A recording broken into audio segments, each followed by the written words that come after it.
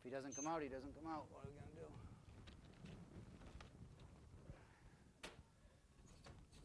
do? Okay. Now here is, there's some controversy surrounding the habitat here in Africa. I've heard debates on both sides of the issue, and they both sounded pretty good to me. I don't think that we have enough. I don't think we'll know until we know, until everything happens. But this animal is found throughout the northern parts of the Sahara Desert. It's an African fennec fox. They have many cool adaptations for life in the desert. They have fur on the bottom of their feet, which keeps them from getting burnt during the day.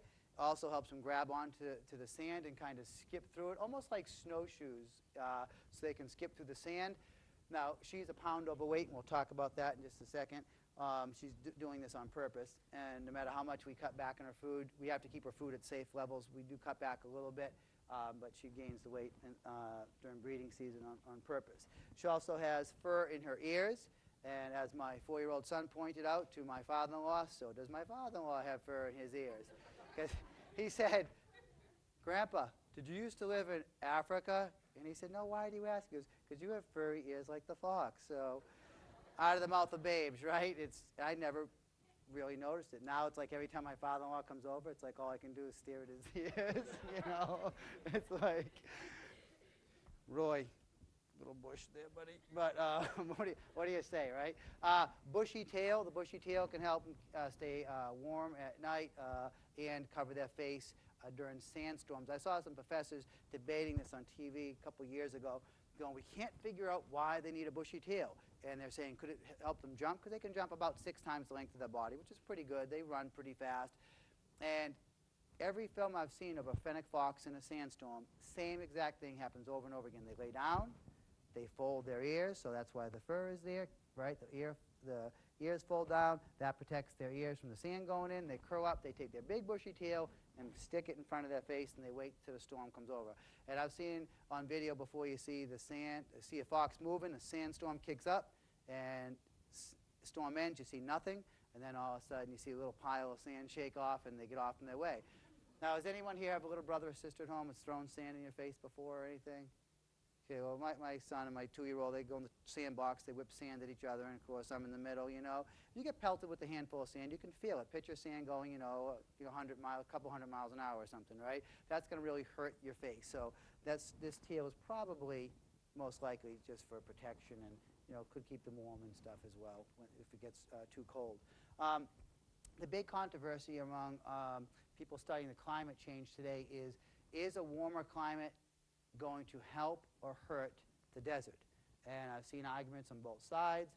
And I've seen, the meteorologists, the climatologists, the astrophysicists. I've seen their graphs. I've seen, their PowerPoint presentations, and they all seem good. The problem that you have with models is the best case scenario, you have your assumption, you have your model, and your model is doing everything that's supposed to do to back up all your information, and real life happens, and the model was completely wrong.